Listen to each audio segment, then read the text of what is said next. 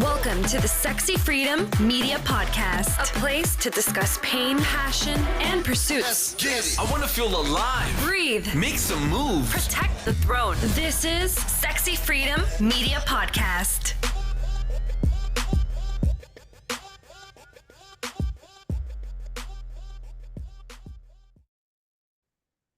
Welcome, everybody, to the Sexy Freedom Media Podcast. It's your host, Helen Edwards, and January Liddell. Aloha. What's up, January? Okay, so today we are talking about Helen Edwards and her first ever book signing. I'm really excited to talk story with her and ask her about her experience, her journey actually before the actual experience. Because I remember talking with her on a Friday and we said, even if it was just one person, it would be awesome. And she would show up for that one person. So I wanted to ask you, Helen, let's talk about your journey, because this is not just like you calling the bookstore, but let's talk about prior to that. So first of all, what was your inspiration and motivation to write your book, Nothing Sexier Than Freedom? Yeah, this past Saturday, shout out to Wind City Books in Casper, Wyoming for having me. First of all, gosh, 6 years ago is when I started writing. Actually, no, 6 years ago is when I self-published. So I actually started writing the book in 2013. I feel like that was what was that, 10 years ago? 10 years ago, and just started writing. And then it took me 5 years. So I'll just talk about like the little summary of how it all began. 2013 started writing. 2018 is when I self-published. And it was such a long process of trying to figure all of that out, how to get a book out there, how to get it on Amazon, how to format it, how to copyright it, how to this, how to that, editors, how much should I pay? It's just such a journey. And then once you become an author and your book is out there, then you're like, how do I get reviews? How do I keep this fire going? How do I build this momentum to where the book gains some popularity, some momentum, some readers? And once I self-published in 2018, a whole slew of things just kind of went south for me. Again, I was still on my journey of becoming. I really didn't step into becoming an author, like what that accomplishment looked like. It was more, and it wasn't imposter syndrome. It was more like, I don't care syndrome. It was like, oh my God, okay, I did this. Now I don't even care if it goes. Like, I'm so exhausted. I'm exhausted from trying. I'm exhausted from trying to figure it out. I'm exhausted from feeling rejected and spending all my money on something that I just thought would just kind of go on its own. And that's okay. I think a lot of indie authors and a lot of self-publishing people out there go through this, because it does get exhausting when you feel defeated, that it's just kind of not doing what you thought it would do. And then I got to give a big shout out to all the authors out there, any author really, because I didn't realize how vulnerable you are putting your story out there.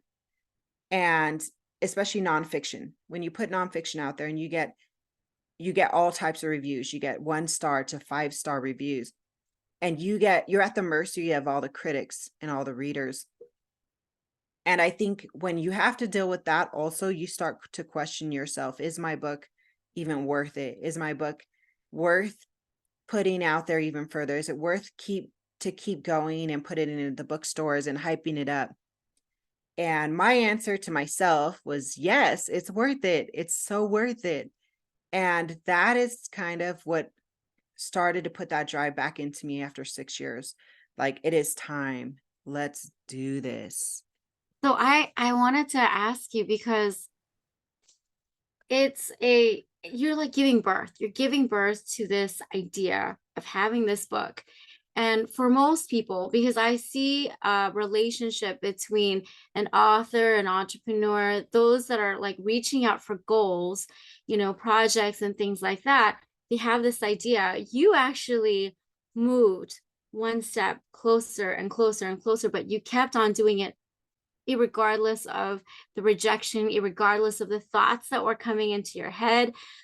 What was it that propelled you to continue to, number one, write the book, and number two, self-publish? Because self-publish, that's another thing I wanted to ask you, because I don't know what that means, and I'm pretty sure there's other people out there that don't know. So what propelled you to continue to move forward, even though you had so many things that were not going your way? I think the idea of dying was consistently in my head and still is consistently in my head because it's a reality that we all face. And then also having all the deaths in my family, one after another, after another, after another. And that's kind of what stumped me year after year over those 6 years. It wasn't just, oh, that I gave up because I felt defeated. There was many obstacles. There was that feeling of rejection. There was the feeling of I'm tired. There's the death of my brother. There's the COVID situation that happened. And it just felt like this mountain that I was climbing and constantly getting landslides with. And I think that what motivated me to start again, because that's what you're doing, you're constantly starting again sometimes, was I went to my bachelorette party, and right after that I took a week off and I did a self retreat, a solo retreat. And during that solo retreat, I had planned to do this hike in Sedona, and I have a massive fear of heights. And I remember, I think we talked about this on one of our podcasts, actually. I got stuck on the side of the mountain and everybody was kind of passing me by, and my legs froze. If you have a fear of heights, then you know, or even if you have a fear of public speaking, you know what that feels like, to just stay stuck all of a sudden, like everything in your body freezes. And it was this aha moment. And I said to myself, oh my gosh, this is such a metaphor for life. How come I've not propelled myself forward is because I've been stuck by fear, whatever those fears are. And I said, this is a defining moment, not just for my body right now to get unstuck, but also for me to move forward with my book, to move forward in my business, to move forward in parts of my life that I've been stuck in fear for years, really. And I did. I eventually got to the top of that mountain and I had this like amazing moment for myself. And then I had an oh shit moment, like, how am I going to get down? And then I had to battle those fears also. But that whole solo retreat and becoming more self-reliant and just radical confidence within myself was amazing.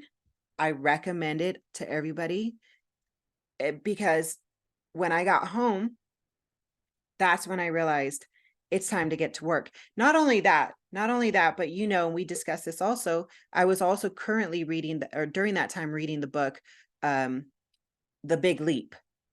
And there was so many things I learned about myself in that book, from, self-sabotaging, where my thermostat is set as far as success goes. And just becoming aware of all those things just was like, whoa, okay.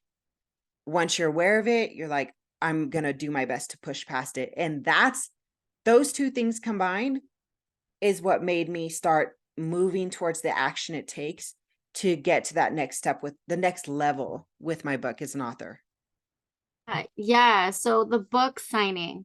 So it sounds like you are encouraging us to really self-reflect, and that solo retreat really allowed you to be more aware of your fears and why you may possibly not be moving forward. I think that's a great idea. I think every woman, every man should have a self-retreat and really dig deep into their own fears, their own insecurities, and help them grow in that sense.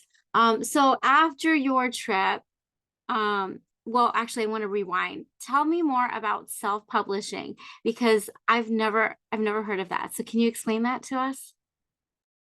January, you've never heard of self-publishing, for real? I have, but I haven't dug deeper into it. So I'm acting like a lot of other people may not know. Okay, sure. I get that. All right. So there's two types of publishing. There's self-publishing, which hence the word self, you do it all yourself.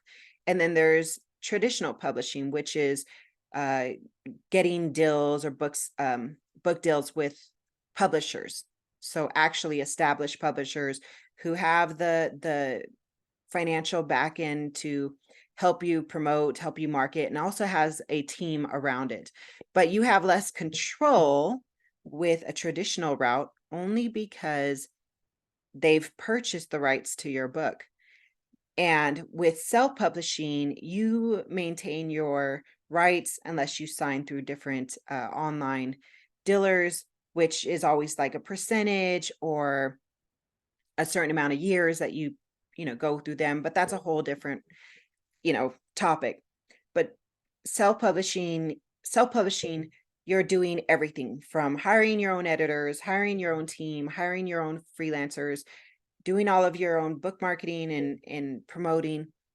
And it's kind of like you're a solopreneur on a solopreneur journey. Now, you do take part in traditional publishing. You do take part in the marketing. That's something that many authors has said that they have to do, but it's not as much as doing it by yourself. So I think when I chose to do self-publishing, it's because one, I lacked in funds. So I didn't really have like a big choice about it. And two, I wanted to maintain my own control of the book and where it goes and what I wanted to do with it. And I've grown through these last 6 years. I mean, you see graphics out there, you see promoting that I do, that's all Helen Edwards. And every now and then I've hired a freelancer to assist me, but it's just for a quick project and then we're done. So yeah. I like that. I like that it's more, you have more autonomy over your creative work. So, okay, so let's move forward. We're talking about book signing. Where in your mind you were like, I want to do a book signing? Like, what ignited that feeling of starting that process? Well, I've never had my books in bookstores. My book is actually available on Amazon and Audible and on Barnes & Noble's, the website, on Walmart.com, on Target. Like, it's all available in the ether on the internet, but it's not in actual bookstores. So I always felt this feeling of being like a left out author. Like, oh man, I love books. First of all, I'm a big book reader myself. I love walking through bookstores. Like, everywhere I go, I'm always visiting local bookstores, and Barnes and Nobles is what really did it for me. So when I said I went down to my bachelorette party in Arizona, we don't have a Barnes and Nobles where we live here in Casper. So when I was back in Phoenix, I went into a Barnes and Nobles and I just felt like I was home, like I was in love.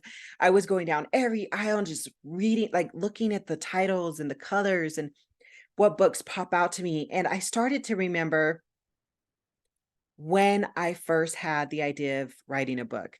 And it started because of Barnes and Nobles. I was the book lover. And I thought, how amazing would that be if my book was ever in a Barnes and Nobles? Like, that would be amazing.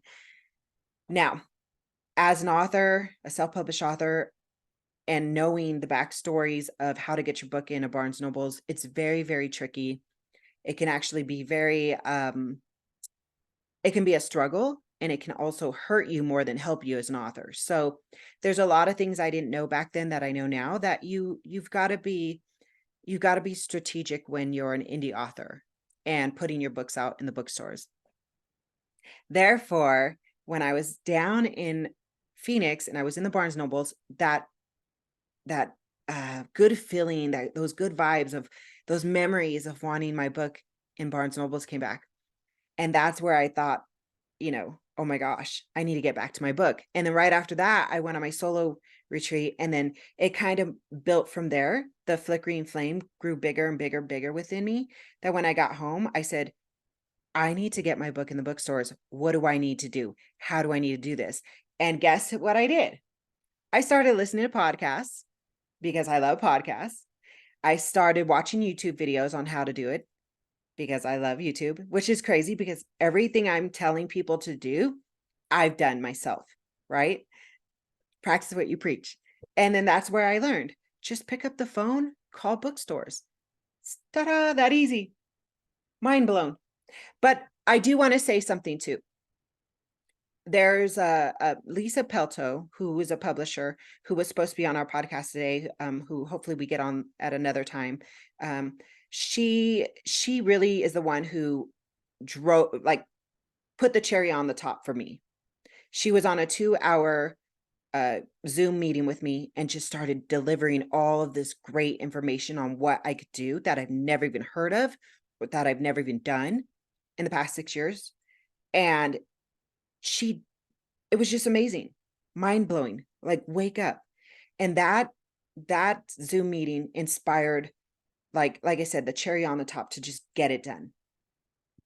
Well, I remember seeing images, and you and I were talking, you were constantly on the phone, talking to all these different bookstores. And how many people rejected you? There was a number. I don't know the number off the top of my head, but I do remember quite a few. But like, I have a whole list of bookstores I wrote down, and quite a few rejected, and some just left it open, like, we'll see. And some were just straight up like, unfortunately, we can't have your book in our bookstore. And then there was actually one who said, we don't take books like that. And I knew exactly what she was talking about, because it's a rated RX book. So I completely understood. So you had all these no's, and yet you still kept moving forward to finally get your yes.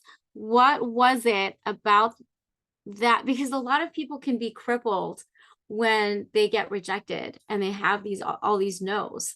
So what made you continue to go forward? I was doing squats in between the calls, to be honest. Just because when you work out, it releases all these endorphins and these dopamine that gives you like these good feelings. So if you have more good hormones being released simultaneously when you get a rejection, the blow is softer. So if I got a no, it was like, it just kind of was like one of those teardrops just, fell off my shoulder. Rather than seeping in and feeling like this horrible author, I was like, okay, on to the next, so you just have to keep your emotions high and built up, and then really you feel unbreakable and unshakable. So yeah. Whew. I love that. I love that, because you're right. I like that it repels whatever, even if the no, like, it's not attached to you. It's just like, okay, next.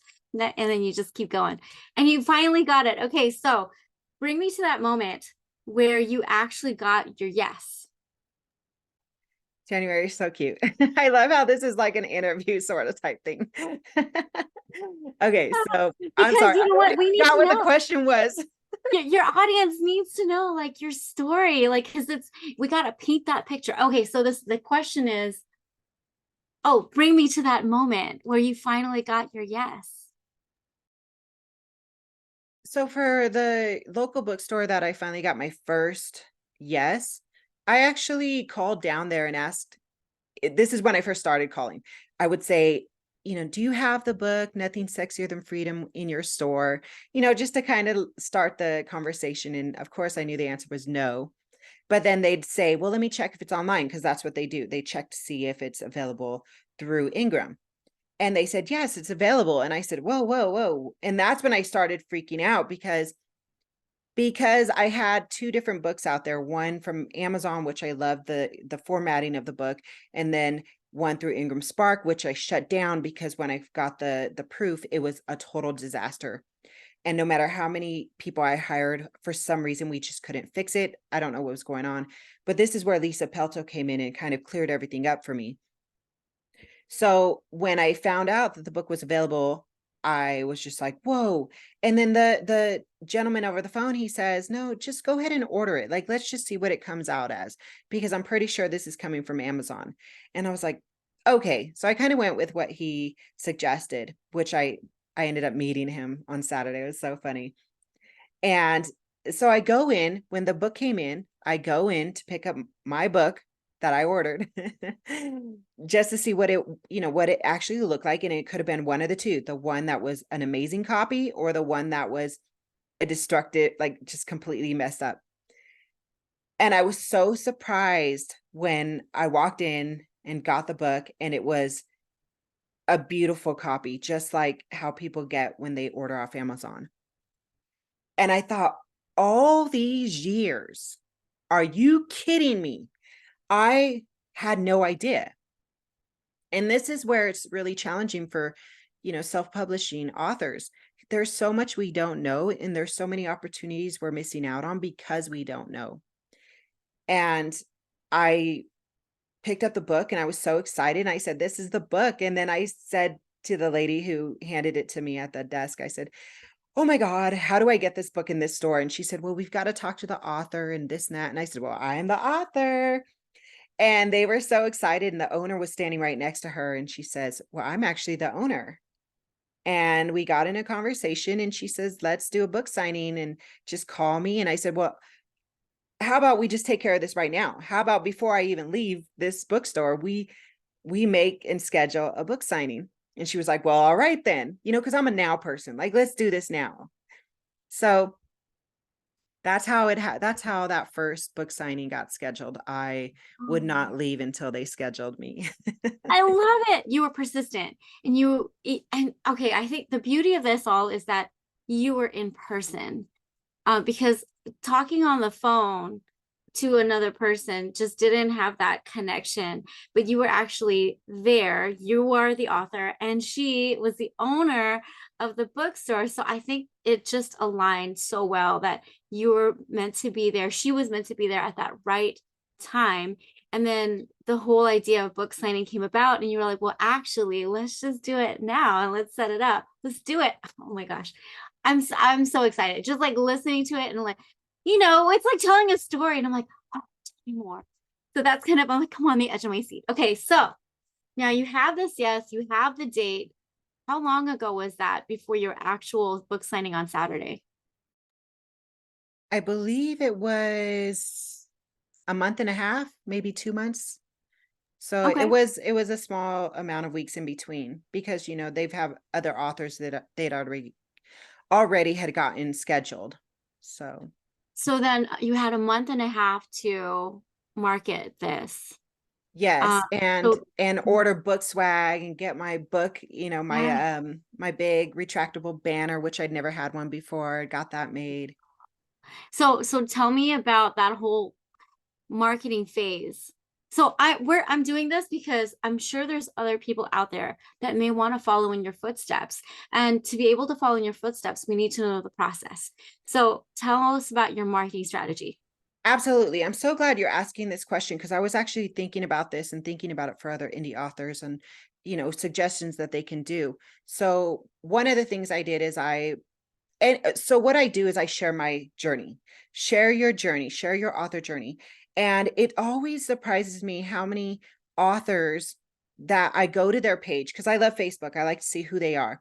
I go to their Facebook page, and first of all, they don't have a picture of themselves on their main photo.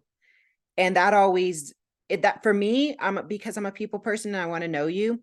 If you don't have an actual picture of yourself, I kind of get like discouraged and I immediately am kind of turned away. So have a picture for your actual profile and then have a really good catchphrase in your profile, like the sort of the about me, like, who are you? Are you an author? What book? Like, what's your profession? Like, give me something to immediately get to know you, like a quick description. And then have your profile, make your profile engaging and attractive. Like, who are you? What are you about? Are you a fun, positive person? If it's all just politics and food and family, I get the whole family thing, but like you can put family to just your friends, but also have like your things about your book on public and do it often. Do it almost every day. Do it as much as possible. And also make sure you're engaging with other people so that way they engage on your page.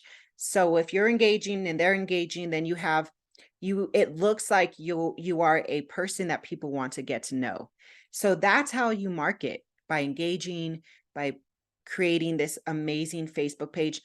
Like I said, don't just make it about family, but also don't just make it about business. Like, talk about who you are.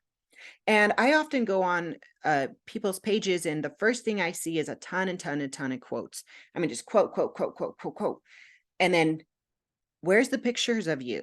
Like, who are you? Show me what you're doing. Don't just tell me who you are and put out all these positive quotes in the world. Like, it is becoming overwhelming. It's becoming a little bit exhausting. Like, share who you are, because that's the marketing. That's, for me anyways, that's how the marketing's been working very successful for myself, is that I share who I am. I share my journey. If I go get this retractable banner, I'm going to take pictures of it and show it. If I, like you said, you watched a whole video, I set up a camera and I was like, I'm going to get the behind the scenes of me making these calls day after day after day. I posted that up because people get to see what you're doing, not just talking about. Like, you're a doer. What is that phrase? If there's no picture or there's no video, then it didn't happen. So that's what you were showing. I do love that. I love everything about your page, which is why I got attracted to, and I got drawn to see who is Helen because of your profile picture. So absolutely agree with everything that you said. Yeah, Okay. people will, well, real quick, people will, because a lot of people go, oh, I have websites. People are more likely to go to your Facebook page and see who you are versus your web page. And even if they do go to your web page, they will also click on your Facebook icon to see who Yeah. you are. Because, and another reason is because of so many scammers out there. There are so many scammers out there that people are very weary these days, that they want to make sure that you are a real person. Right, exactly. Okay, so now your marketing, you got your swag, you got your banner, you're basically putting everything online, right, to market it. And so take us to Wyoming, because I remember a time where it was snowing. Was it snowing during this time? Like last week? Oops. Oh, no, I actually got to drive myself. So Oh, that's pretty cool. okay, so no snow. Okay, so that was one of the things that was in my mind was, oh my goodness, she's doing this book signing, and what if it's like gonna snow? Are there people gonna be there?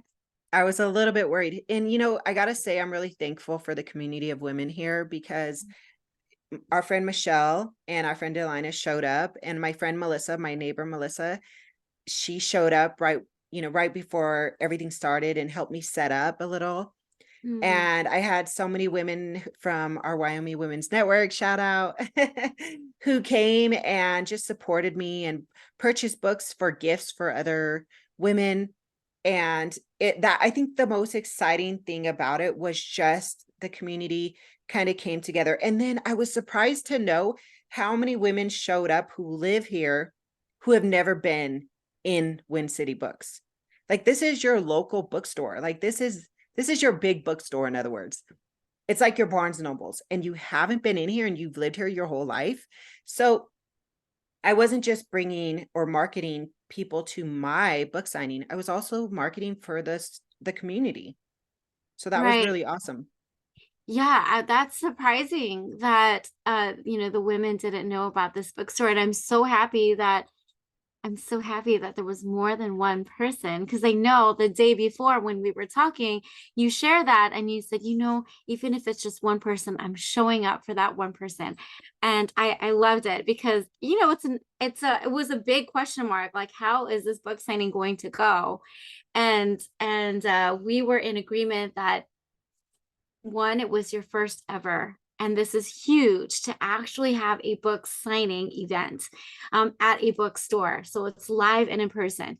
And two, if there was zero people, or one person, it was all meant to be, and it was all worth it because you just showed up. And I remember you feeling so good about that too. Go ahead, Helen. Yeah. Yeah. Shout out to a girl named Juana who walked in, and she was with her friend. And for the life of me, if you're listening, and I'm pretty sure she listens, because she walked in and said she actually had found out about the book signing through our podcast. She didn't even know I lived here. And she said she's been listening to this podcast forever, and that she was very inspired to buy our podcast to start writing her own book and to start her own podcast, which she has a podcast with her daughter. And Juana, if you're out there listening, please get in touch with us. We would love to support your podcast, because for the life of me, I can't remember the name of the podcast. I wish I had written it down. But she had walked out to the table and she said, try not to fangirl out right now. And she had so much excitement that it made me excited. And, it was just this beautiful exchange. And I gave her a hug. And Juana, like I said, if you're listening, please reach out to us. We'd love to support your podcast and give a shout out to it on our show. But, there was so many women who came in January, and this was the most surprising part, is that they all mentioned how much they loved our podcast. And there was one woman who said, I listen to it every day on my way to work. It's very inspiring. And I just was like, and I said, I'm going to let January know, so there was this moment where I realized I'm not just this author of Nothing Sexier Than Freedom. Like, we're the hosts of Sexy Freedom Media podcast, and it is out there and it is rolling and it is getting people engaged and inspired and empowered. Like, it's bigger, Wow, I just got chicken skin because when you and I get together and we record our podcast, it's just the two of us, and we are just sharing whatever thoughts that we have. And whenever we have these amazing guests like Dr. Gretchen, I'm really excited to have her again in the next couple weeks. We have just these conversations, and we never know really who's listening. So to all the listeners out there, thank you so much for just taking the time out to listen and to support us. We really appreciate you. So thank you. And Juana, is it Duana? Juana, I believe is Juana. Juana. Yes. Oh, Juana. Juana is my grandmother's name. Yeah. Anyway, so Juana, if you're out there, we'd love to have you on our podcast and talk to you about your own podcast with your daughter. Actually, we'd love to have your daughter on there too. The more the merrier. Okay, so thank you. I'm really excited to hear about your book signing, and just like the amount of support that you got on that day was phenomenal. I saw the pictures. I'm like, oh my gosh, I am so proud of you, Helen. All that work, all that energy, all the rejection, all the sleepless and countless nights that you're either really, really excited for your book, or you were like, oh my gosh, what am I doing? Or I'm exhausted, I'm tired, and all of that. I believe that when your book signing happened, it was like this big sense of relief that I did it. Is that how you were feeling? I did it, and I sold out on almost all of them. I think I know. I only had one left. And before I left, they asked me to sign it, so that way, if somebody comes in, they can have a signed copy, and that they were going to reorder more books because they didn't expect all of the books to be gone. So more books are going to be on that bookshelf in Wind City Books, and I'm really excited. But the cool thing is, I know the community here. So there was many people who came out to support me. My next one is in Cheyenne, Wyoming, and that's on December 16th at an actual Barnes & Noble bookstore. I don't know anybody in Cheyenne, so I'm really excited to see who shows up. And, I'm putting the word out there. If you are in Cheyenne, Wyoming, please come out and get your signed copy of Nothing Sexier Than Freedom. And I'm excited to meet you. The cool thing is I have book swag. Now, my book swag for my recent book signing that I just did was chocolate covered Oreos that I had done by a local bakery here, because I love supporting the local community. And I had stickers, and then I had some scratch off stickers to win prizes, which I had 2 Nothing Sexier Than Freedom shirts. Now, I ordered a lot of book swag off Etsy, but unfortunately I ordered it 2 months ago and it didn't get here in time, and it's actually arriving today. So Rob was like, don't worry about it. That's the swag you'll take to Barnes and Noble. So I'm really excited to give that swag out to anybody who purchases a book. Yeah, it's going to be exciting. I'm excited. Okay, so Cheyenne, and that's December 16th at Barnes and Noble's. Helen, this is a dream come true for you, because you just mentioned earlier that Barnes and Noble's was that was your home. And it's a dream come true. I'm I'm so amazed. Like, how are you feeling? Well, I'm pretty excited because it's a Barnes and Nobles for one, and most the Barnes and Nobles rejected me because my book is not marked as a certain there's certain things that your book has to be marked as. And because it's not, about a good amount of Barnes Nobles will reject you. So to get a yes is such an amazing high. And I gotta say, that's the thing about it is you never know. Some of the managers are like, you know what? Let's go for it. Let's try it. Let's support you. And it really depends on the person on the other line. That's the cool thing about people is we're not all robots. Like just because a company has these official marks in their book of rules doesn't mean the person on the other side of the phone is going to say, I'm going to follow that to a T. They could be like, you know what? I just had this life changing moment in my life where I'm going to just bless people. I mean, I'm not saying that's how everybody is, but you just never know who's on the other side of the line of the phone and who's going to say, let's do it. Yeah. So basically, you're saying just ask. It won't hurt to ask. It doesn't hurt to ask, and it doesn't, and you also don't know the outcome. Just because you get a lot of no's doesn't mean that there's not a yes in there. It's just like the lottery. Why do we play the lottery? Why do we get up every day? Why do we talk to our friends? How do we know everybody's going to answer or not answer? We don't know. That's the craziest part about this game of life is you don't know who's going to answer the call to you today. Whatever that question is that you have, whether it's calling your mom, calling your friend, you don't know who's going to pick up and who's not. You don't know who's going to post or comment on your post, or you know what I mean? Like it's such a strange and surprising world. The experience of life, right? And the journey and all the roller coaster that comes with it. And at the end of the day, when you finally reach that goal, right? One of your goals, because after that goal, there's another goal, right? Once you finally reach that goal, it's like, oh my gosh, it was so worth it. Every little thing that I went through, whether it was a high or a low, it was all worth it. I love that. I love this story, Helen. Go ahead. Yeah, and I was going to say, this took me 6 years, but authors, if you're listening out there, it doesn't have to take you 6 years. But if it is taking you years, don't give up. Don't get disheartened. I know it's easy to feel that way, but all it really takes is a little bit of change. One of my favorite quotes in that I just kind of live by is if you always do what you've always done, you'll always get what you've always got. So if you just change up the ingredients a little bit, you're going to have a different result. And that's all I did. That's all I did. I just changed what I was doing. I just started writing a list of bookstores. I Googled them. You just sit down, you get your laptop out or your phone, and you start hitting Google and look up bookstores in the areas that you want to do your book signing at. Get the phone number, call them. More than likely, they're going to say, email me. So you email them. You prepare your email with a good short. Nobody wants a long, gigantic email. Okay. First of all, it just takes too long. People's attention spans are short. People have a busy life. So keep it short, keep it simple. Always attach pictures. Visual, people are driven by what they see more than what they hear or what they read. So have a really good visual or graphic about your book and about you as a person, like send a picture of yourself and just say, this is who I am.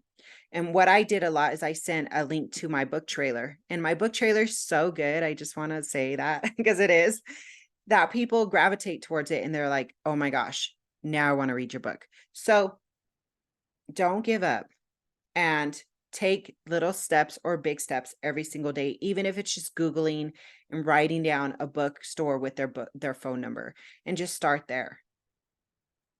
I think what I heard you saying is and this is what I've been learning in a class that I'm in right now. It's called Slumber Party by Simone Grace Soul. And what she talks about is called an interrupter disruptor. Interrupter disruptor basically means, and same thing that what Helen was saying was that if you're going to do the same thing all over again, there's an actual word for it. Doing the same thing over again and expecting a different result is called insanity. And you need to break that cycle. And so what Helen was saying was that you got to do something different, just change, even just one thing, just change that one thing. That will actually move you to a different path. So I'm really happy that you shared with us your journey, Helen. Is there any final last words that you'd like to share with our listeners? January, I'm really glad we talked about this because I was thinking about all the authors out there. And I know there's so many authors that do feel just like, how do I do it? What do I do? And I get messages all the time from people who ask me questions about podcasting, becoming an author, because it's such a dream for so many. And and I know that you also believe this way, that what we're doing is inspiring and empowering to others. But this is our time capsule. This is our roadmap. This is, I mean, if we watch or listen to our podcast from 2 years ago, it's so exciting to see how far we've come today. And it's just, we get that, that gift of memory, right? And I'm such an advocate for people writing a book and starting a podcast, because it is a time capsule, because it is your legacy you're leaving behind. I mean, to have a book, is amazing in itself. And that's something I never stepped into 6 years ago. And now I'm like, I have a freaking book out there, people, an actual big, thick book. Okay. This is no joke. I didn't just, I'm not some author who just pops out like 20 books on an ebook list, that it's 20 pages long and then calls it a book. And if you're that author, no offense, like, I'm proud of you because that's amazing. But like, a paperback book, there's nothing like it. It's fabulous. Or a hardcover book, whatever you want it, call it. It's amazing. Okay. It's sparkly. It's magical. If you are thinking about writing a book, hands down, stop thinking and start doing, because it's phenomenal. I'm writing the sequel right now to Nothing Sexier Than Freedom, and it is going to be freaking fabulous. So you definitely want to stay tuned for that. Oh my goodness. Okay, so with that said, it's actually putting me on the edge of my seat again for sequel number 2. And I think that one may actually both of them may become a movie. So I'm putting it out there that it's going to become a movie. And I'm really excited. Helen is the epitome of, if I say I'm going to do it, I'm going to do it. And I'm no holds bar. I'm just going to go for it and just get the shit done. And she did. So this is why we have this podcast, because, we're both the example that if you want to get it done, you can get it done. And we're here to cheer you on, and we're here to hear you cheer us on. Because at the end of the day, we love empowering others, and we love being empowered by others. Just like I'm here, I'm very empowered by Helen. So I'm excited for your next book, Helen.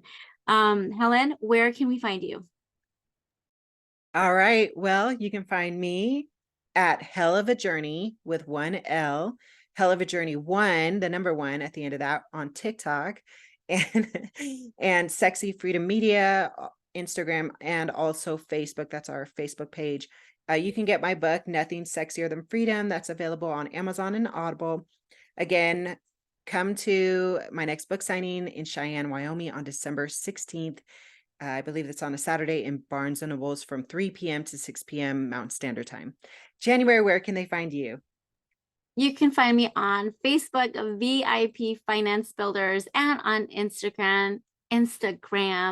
You can find me on LinkedIn, January Liddell, or you can find me januaryliddell.com.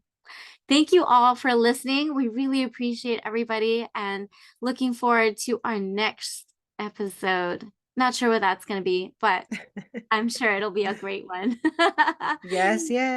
All right. Thank you, everybody. Day, aloha. Bye. Want to hear more? Visit us at sexyfreedommedia.com.